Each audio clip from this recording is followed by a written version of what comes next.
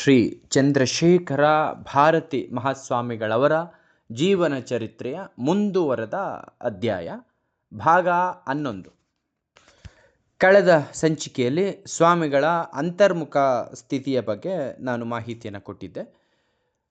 ಡಾಕ್ಟರ್ಗಳು ಬರ್ತಾರೆ ಚಿಕಿತ್ಸೆಯನ್ನು ಕೊಡಲಿಕ್ಕೆ, ಆದರೆ ಯಾವ ಚಿಕಿತ್ಸೆಯನ್ನು ಕೊಡಬೇಕು ಅನ್ನುವಂಥದ್ದೇ ಗೊತ್ತಾಗಲಿಲ್ಲ. ಹಾಗಾಗಿ ಬಂದಿರತಕ್ಕಂತಹ ಗೋವಿಂದ ಸ್ವಾಮಿಯವರು ಮತ್ತೆ ಮರಳಿ ಬೆಂಗಳೂರಿಗೆ ಹೊರಡ್ತಾರೆ.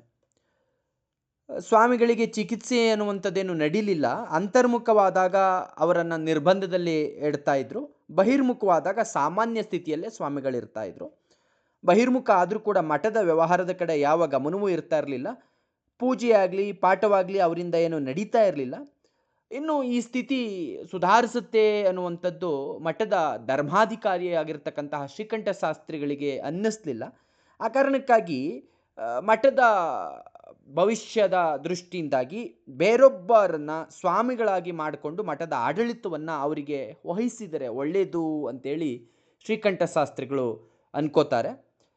ಒಂದು ಸಾರಿ ಸ್ವಾಮಿಗಳು ಬಹಿರ್ಮುಖವಾಗಿದ್ದಂತಹ ಸಂದರ್ಭದಲ್ಲಿ ಅವರೊಂದಿಗೆ ಈ ವಿಚಾರವನ್ನು ಪ್ರಸ್ತಾಪ ಮಾಡ್ತಾರೆ. ಆಗ ಸ್ವಾಮಿಗಳು ಹೇಳ್ತಾರೆ, ನಿಮಗೆ ಯಾವ ರೀತಿ ತೋಚುತ್ತೋ ಹಾಗೆ ಮಾಡೋಣವಾಗಲಿ ಅಂತ ಅಂದ್ಬಿಡ್ತಾರೆ ಸ್ವಾಮಿಗಳು.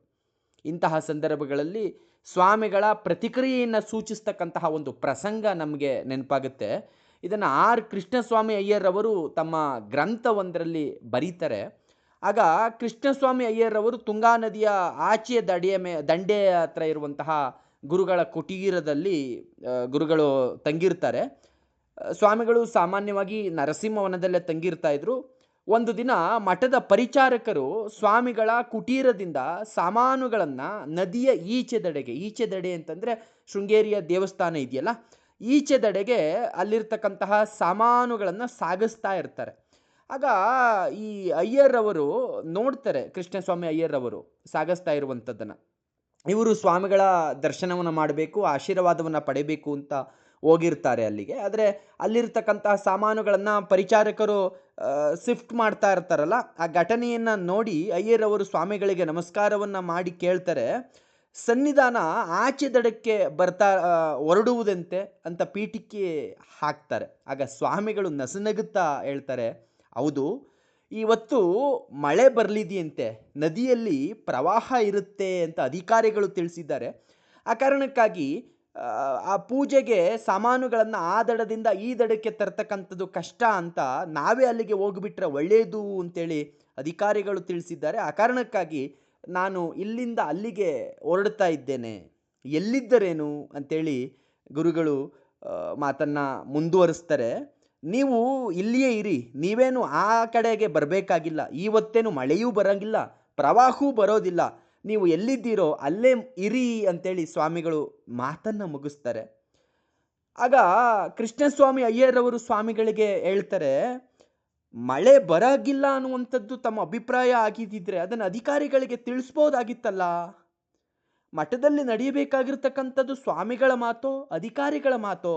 ಆದರೆ ಯಾವ ವಿಚಾರದಲ್ಲೂ ಕೂಡ ಯಾರೊಂದಿಗೂ ಕೂಡ ಚರ್ಚೆಯನ್ನು ಬೆಳೆಸ್ತಕ್ಕಂಥದ್ದು ಸ್ವಾಮಿಗಳ ಸ್ವಭಾವ ಅಲ್ಲ. ಯಾರೇನೇ ಹೇಳಿದ್ರು ಕೂಡ ಅವರಂದಂತೆ ಆಗಲಿ ಅಂತ ಅಂದ್ಬಿಡುವಂತಹ ಸರಳ ಸ್ವಭಾವ ಸ್ವಾಮಿಗಳದ್ದು. ಮೇಲಾಗಿ ಮಠದ ವಿಚಾರವಾಗಿ ತಾವಂತೂ ಯಾವತ್ತೂ ಕೂಡ ನಿರ್ಲಿಪ್ತರು, ಅನುತ್ಸುಕರು, ಯಾವುದರಲ್ಲೂ ಕೂಡ ಉತ್ಸುಕತೆ ಇರಲಿಲ್ಲ ಮಠದ ವ್ಯವಹಾರದಲ್ಲಿ. ಇನ್ನು ಮಠದ ವ್ಯವಹಾರದಲ್ಲಿ ಆಸಕ್ತಿಯನ್ನು ತಳ್ಕೊಂಡು ಆಡಳಿತವನ್ನು ನಡೆಸ್ತಕ್ಕಂಥದ್ದು ತಮ್ಮಿಂದ ಸಾಧ್ಯ ಇಲ್ಲ. ಇದರಲ್ಲಿ ನುರಿತವರು, ಸಮರ್ಥರು, ಅನುಭವವುಳ್ಳವರು, ತಮಗೆ ಗುರುಗಳಂತೆ ಇರತಕ್ಕಂತಹ ಹಿರಿಯರು ಆಗಿರ್ತಕ್ಕಂತಹ ಧರ್ಮಾಧಿಕಾರಿಗಳು ಈವರೆಗೆ ಮಠದ ಆಡಳಿತವನ್ನು ಎಲ್ಲರೂ ಮೆಚ್ಚುವಂತೆ ನಡೆಸ್ಕೊಂಡು ಬರ್ತಾ ಇದ್ದಾರೆ. ಅವರಿಲ್ಲದೆ ಇದ್ದರೆ ಮಠದ ಪಾಡೇನು? ಅವ್ರಿಗೂ ಈಗ ಸುಮಾರು 60 ವಯಸ್ಸಾಗಿದೆ. ಅಧಿಕಾರದಿಂದ ತಮ್ಮನ್ನು ಬಿಟ್ಕೊಡ್ಬೇಕು ಅಂತ ಮತ್ತೆ ಮತ್ತೆ ಕೇಳ್ತಾ ಇದ್ದಾರೆ. ಮಠದ ಆಗು ಹೋಗುಗಳ ವಿಚಾರವಾಗಿ, ಮುಂದಿನ ವ್ಯವಸ್ಥೆಯ ವಿಚಾರವಾಗಿ ಅವರ ನಿರ್ಧಾರವೇ ಸರಿಯಾಗಿರ್ತಕ್ಕಂಥದ್ದು. ಅವರು ಇರ್ದಿದ್ರೂ ಕೂಡ ಮಠದ ವ್ಯವಹಾರ ಎಂದಿನಂತೆ ನಡೀತಕ್ಕಂಥ ವ್ಯವಸ್ಥೆಯನ್ನು ಮಾಡಿ ಹೋಗಬೇಕು ಅನ್ನುವಂತಹ ಅವರ ಕಾತರವೂ ಕೂಡ ಸರಿಯಾಗಿದೆ ಅಂತೇಳಿ ಸ್ವಾಮಿಗಳು ವಿಚಾರವನ್ನು ಮಾಡಿ ಸರ್ವಾಧಿಕಾರಿಗಳ ಮಾತಿಗೆ ಪ್ರತಿ ಹೇಳೋದಿಲ್ಲ. ಮುಂದೆ 1931 ಮೇ 22ರಂದು ಶಿಷ್ಯ ಪರಿಗ್ರಹವೂ ಕೂಡ ಆಗುತ್ತೆ. ಬೆಂಗಳೂರಿನ ಕೈಪು ರಾಮಶಾಸ್ತ್ರಿ ಎಂಬುವ ಅವರ ಮಗ ಶ್ರೀನಿವಾಸನೆಂಬ ವಟುವಿಗೆ ಸನ್ಯಾಸವನ್ನು ಕೊಡಿಸಿ ಅಭಿನವ ವಿದ್ಯಾತೀರ್ಥರೆಂಬ ಹೆಸರಿನಿಂದ ಕಿರಿಯ ಪಟ್ಟವನ್ನು ಕೊಡಲಾಗುತ್ತೆ. ಇವರೇ ಮುಂದಿನ ಹಿರಿಯ ಜಗದ್ಗುರುಗಳಾಗ್ತಾರೆ. ಶಿಷ್ಯ ಪರಿಗ್ರಹದ ಸಂದರ್ಭದಲ್ಲಿ ನಡೆದಂತಹ ಒಂದು ಘಟನೆಯನ್ನು ನಾನು ಹೇಳಲೇಬೇಕು, ಅದು ತುಂಬ ಸ್ವಾರಸ್ಯಕರವಾಗಿದೆ. ಅವತ್ತು ಸಂಜೆ ಕಿರಿಯ ಜಗದ್ಗುರುಗಳೊಂದಿಗೆ ನಮ್ಮ ಚಂದ್ರಶೇಖರ ಭಾರತಿ ಮಹಾಸ್ವಾಮಿಗಳವರು ಶೃಂಗೇರಿಯ ಮುಖ್ಯ ಬೀದಿಗಳಲ್ಲಿ ಮೆರವಣಿಗೆ ಬರಬೇಕು ಅಂತ ವ್ಯವಸ್ಥೆ ಆಗಿರುತ್ತೆ. ಮಠದಲ್ಲಿ 2 ಪಲ್ಲಕ್ಕಿ ಇರುತ್ತೆ. ಒಂದು ಬಂಗಾರದ ಕವಚ ಇರುವಂಥ ಒಂದು ಪಲ್ಲಕ್ಕಿ, ಇನ್ನೊಂದು ಸಣ್ಣದ್ದು ಬೆಳ್ಳಿಯ ಕವಚ ಇರುವಂಥ ಪಲ್ಲಕ್ಕಿ. ಸಾಮಾನ್ಯವಾಗಿ ಹಿರಿಯ ಸ್ವಾಮಿಗಳು ಬಂಗಾರದ ಪಲ್ಲಕ್ಕಿಯಲ್ಲಿ, ಕಿರಿಯ ಸ್ವಾಮಿಗಳು ಬೆಳ್ಳಿಯ ಪಲ್ಲಕ್ಕಿಯಲ್ಲಿ ಕೂತ್ಕೊಂಡು ಬರುವಂಥದ್ದು ವಾಡಿಕೆ. ಇಬ್ಬರೂ ಕೂಡ ಸ್ವಾಮಿಗಳು ಶಾರದಾ ದೇವಾಲಯವನ್ನು ಸುತ್ತುವರೆದು ಬರ್ತಾರೆ. ಹೊರಗಡೆ ಬರುವಾಗ ಪಲ್ಲಕ್ಕಿಯನ್ನು ಏರಬೇಕಾಗಿರುತ್ತೆ. ಹಂಗೆ ಬಂದಾಗ ಹಿರಿಯ ಸ್ವಾಮಿಗಳು ತಟ್ಟನೆ ಬೆಳ್ಳಿಯ ಪಲ್ಲಕ್ಕಿಯಲ್ಲಿ ಕೂತ್ಕೊಬಿಡ್ತಾರೆ. ಚಂದ್ರಶೇಖರ ಭಾರತಿ ಸ್ವಾಮಿಗಳು ಬಂಗಾರದ ದೊಡ್ಡ ಪಲ್ಲಕ್ಕಿಯಲ್ಲಿ ಕಿರಿಯ ಸ್ವಾಮಿಗಳು ಕೂತ್ಕೊಳ್ಬೇಕು ಅಂತ ಸ್ವಾಮಿಗಳೇ ತಿಳಿಸ್ತಾರೆ. ಇದನ್ನು ನೋಡ್ತಾ ಇದ್ದಂತಹ ಜನರಲ್ಲಿ ಕೋಲಾಹಲಕ್ಕೆ ಕಾರಣ ಆಗುತ್ತೆ ಇದು. ಯಾಕಂದರೆ ಕಿರಿಯ ಸ್ವಾಮಿಗಳು ಏನು ಮಾಡಬೇಕು ಅಂತ ತೋರದೆ ಸುಮ್ಮನೆ ನಿಂತ್ಕೋತಾರೆ. ಅಧಿಕಾರಿಗಳು ಒಬ್ಬೊಬ್ಬರೇ ಬಂದು ಹಿರಿಯ ಸ್ವಾಮಿಗಳನ್ನು ಬಂಗಾರದ ಪಲ್ಲಕ್ಕಿಗೆ ದಯಮಾಡಿಸ್ಬೇಕು ಅಂತ ಕೇಳ್ಕೊತಾರೆ. ಆದರೆ ಚಂದ್ರಶೇಖರ ಭಾರತಿ ಸ್ವಾಮಿಗಳು ಜಗ್ಗೋದಿಲ್ಲ. ಕಡೆಗೆ ಧರ್ಮಾಧಿಕಾರಿಯಾಗಿರ್ತಕ್ಕಂತಹ ಶ್ರೀಕಂಠ ಶಾಸ್ತ್ರಿಗಳೇ ಮುಂದೆ ಬಂದು ಅವರು ಕೂಡ ಕೇಳ್ಕೊತಾರೆ. ಆದರೂ ಕೂಡ ಹಿರಿಯ ಸ್ವಾಮಿಗಳು ಈ ಸಂದರ್ಭದಲ್ಲಿ ಇದರ ಹಿನ್ನೆಲೆಯನ್ನು ನಾವು ಉದ್ದೇಶವನ್ನು ಮರೆಯೋಣ, ಇನ್ನು ಮುಂದೆ ಅವರೇ ಜಗದ್ಗುರುಗಳು, ನಾನಲ್ಲ ಎನ್ನುವಂಥದ್ದನ್ನು ನೆನಪಿಡೋಣ ಅಂತ ಖಂಡಿತವಾಗಿ ಅವರಿಗೆ ತಿಳಿಸ್ಬಿಡ್ತಾರೆ. ಆವಾಗ ಶ್ರೀಕಂಠ ಶಾಸ್ತ್ರಿಗಳು ಕೂಡ ಸುಮ್ಮನಾಗ್ತಾರೆ. ಚಂದ್ರಶೇಖರ ಭಾರತಿ ಸ್ವಾಮಿಗಳವರ ಇಷ್ಟದಂತೆ ಉತ್ಸವ ನಡೆಯುತ್ತೆ. ಅವತ್ತಿನಿಂದ ಅವರು ಬದುಕಿದ್ದ ಎಷ್ಟು ದಿನ ಬದುಕಿದ್ರು ಅಷ್ಟು ದಿನವೂ ಕೂಡ ಕಡೆಯವರೆಗೂ ಕೂಡ ಸ್ವಾಮಿಗಳು ಪಲ್ಲಕ್ಕಿಯನ್ನು ಏರೋದೇ ಇಲ್ಲ. ಈಗ ಪಟ್ಟವಾಗಿರ್ತಕ್ಕಂಥವರೇ, ಪಟ್ಟವನ್ನು ಏರಿರ್ತಕ್ಕಂಥವರೇ ಜಗದ್ಗುರುಗಳು ತಾವಲ್ಲ ಅಂತ ಎಲ್ಲ ಸಂದರ್ಭಗಳಲ್ಲೂ ಕೂಡ ಸ್ವಾಮಿಗಳು ಸ್ಪಷ್ಟಪಡಿಸ್ತಾ ಇರ್ತಾರೆ. ಯಾರಾದರೂ ಕೂಡ ಬಂದು ಭಕ್ತರು ಅಥವಾ ಮಠದ ಅಧಿಕಾರಿಗಳೇ ಯಾರೇ ಆಗಲಿ ಈ ಮಠದಲ್ಲಿ ತಮ್ಮ ಸ್ಥಾನವೇನು ಅಂತ ಕೇಳಿದ್ರೆ ಪ್ರಪಂಚವೇ ನಮ್ಮದು, ನಮಗೆ ಯಾಕೆ ಪ್ರತ್ಯೇಕ ಸ್ಥಾನ ಅಂತಂತ ಇದ್ದರಂತೆ ಗುರುಗಳು. ಅಷ್ಟರ ಮಟ್ಟಿಗೆ ಸರಳವಾಗಿ ಬದುಕದಂತಹ ಸ್ವಾಮಿಗಳು. ಹಿರಿಯ ಅಧಿಕಾರಿಗಳು ಒಬ್ಬರಿಗೆ ಸ್ವಾಮಿಗಳು ಕಿರಿಯ ಸ್ವಾಮಿಗಳಿಗೆ ಸನ್ಯಾಸ ದೀಕ್ಷೆಯನ್ನು ಕೊಟ್ಟು ಯೋಗ ಪಟ್ಟದಲ್ಲಿ ಕೂರಿಸಿರ್ತಕ್ಕಂತಹ ದಿನವೇ ಅವರೇ ಜಗದ್ಗುರುಗಳಾಗಿ ಬಿಟ್ಟಿದ್ದಾರೆ. ಅವರದ್ದೇ ಈಗ ಈ ಸಂಸ್ಥಾನದ ಸರ್ವಾಧಿಕಾರ.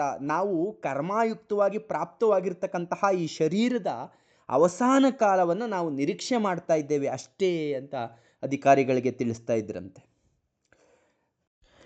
ಚಂದ್ರಶೇಖರ ಭಾರತಿ ಸ್ವಾಮಿಗಳಿಗೆ 39 ವರ್ಷ ವಯಸ್ಸು, ಕಿರಿಯ ಸ್ವಾಮಿಗಳಿಗೆ ಕೇವಲ 14 ವರ್ಷ ವಯಸ್ಸು ಇರುವಂತಹ ಸಂದರ್ಭದಲ್ಲಿ ಸರ್ವಾಧಿಕಾರಿಗಳು ಕಿರಿಯ ಸ್ವಾಮಿಗಳ ವಿದ್ಯಾಭ್ಯಾಸದ ವ್ಯವಸ್ಥೆಯನ್ನು ಮಾಡಿ ತಾವು ಮಠದ ಅಧಿಕಾರದಿಂದ ನಿವೃತ್ತರಾಗ್ತಾರೆ.